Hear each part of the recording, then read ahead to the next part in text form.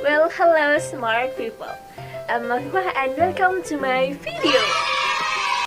Sesuai dengan tugas sejarah Indonesia, kali ini aku akan menceritakan sejarah yang tidak diceritakan dalam buku-buku sekolah, yakni tentang peran jurnalis pada saat proklamasi kemerdekaan dilaksanakan. Maka dari itu, aku kali ini pakai jas jurnalis biar kesannya menjiwai video kali ini. Oke, dua jurnalis yang meliput pada saat proklamasi kemerdekaan adalah Alex Mendur dan Frans Mendur, dua bersaudara asal Sulawesi Utara yang sama-sama bekerja di koran Domei. Oke, langsung saja ke video, let's get started. Alex Mendur atau yang bernamakan lengkap Alexius Impurung Mendur adalah pria kelahiran Kalangkuang, Sulawesi Utara pada tanggal 7 November 1907. Ia adalah salah satu pendiri dari IPPHOS atau Indonesia Press Photo Service. Pada saat usianya masih muda, Alex ini masuk ke dalam sekolah rakyat atau yang biasa disebut dengan folk school.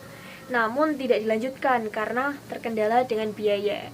Hingga pada tahun 1922, Alex ikut merantau saudaranya yakni Anton Nayuan ke Batavia.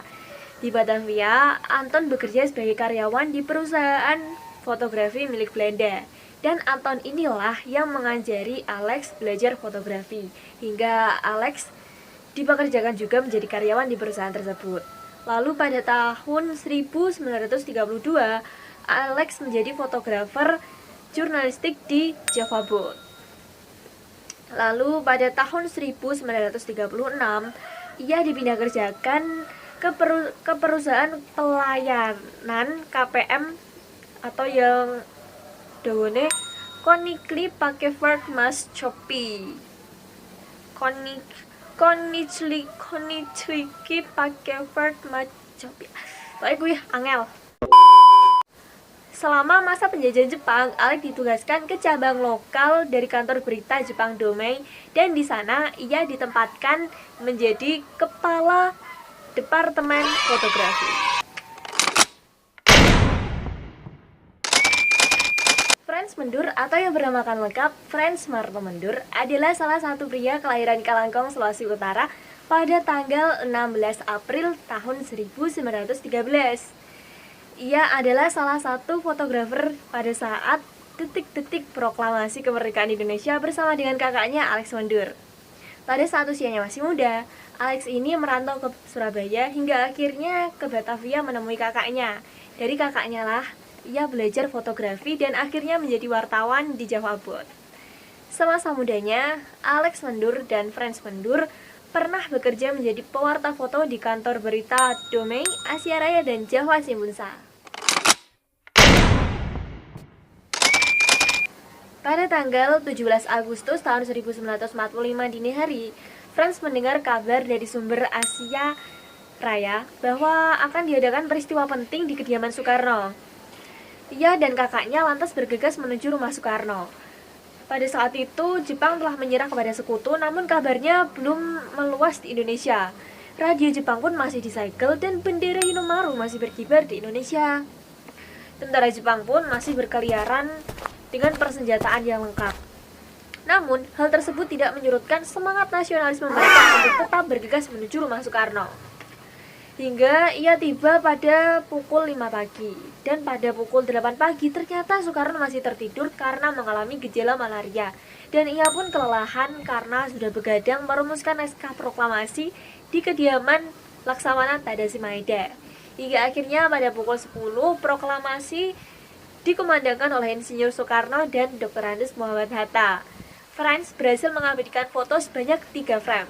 Yang pertama pada saat Soekarno membacakan teks naskah proklamasi, yang kedua saat pengibaran bendera merah putih oleh Latif Hindra Diningrat, dan ketiga suasana saat pengibaran bendera merah putih.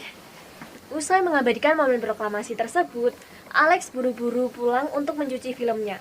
Dan betapa terkejutnya dia saat tahu filmnya sudah ia cuci, ternyata lenyap dirampas oleh tentara Jepang pada saat dijemur. Namun untunglah, Frans dengan akal cerdiknya berhasil menyelundupkan film tersebut. Dengan cara ia mengubur film tersebut di halaman rumahnya hingga keadaan aman. Dan saat ditemui oleh tentara Jepang, Franz mengaku bahwa film tersebut telah dirampas oleh barisan pelopor. Karena kalau tidak, Franz akan dibunuh. Sadis.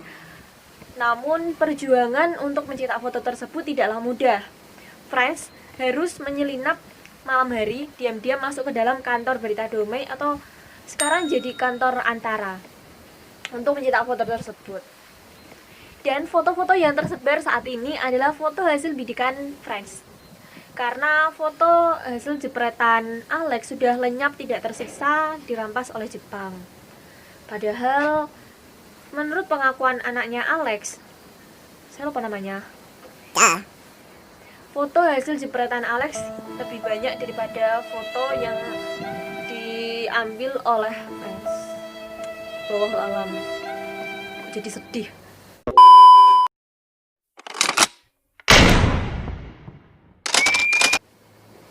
Karena perjuangannya untuk negara, mereka mendapatkan beberapa penghargaan, antara lain secara anumerta bintang jasa utama pada tahun 2009 untuk peran mereka dalam jurnalis foto selama awal Republik. Yang kedua, di tahun berikutnya mereka menerima secara anumerta penghargaan bintang Mahaputra Nararya. Dan yang ketiga, dibangunkanlah sebuah museum kecil beserta monumennya di kota kelahiran mereka, yakni Kawangkon, Sulawesi Utara, yang telah diresmikan langsung oleh Presiden Susilo Bambang Yudhoyono pada tanggal 11 Februari 2013.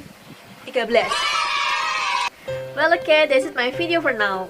Itu tadi tugas video sejarah saya, yakni Afifah Nur Fadilah, nomor absen 5 dari kelas 12 PS1. Okay, well, correct me if I wrong. And then see ya next time. Salam redaksi.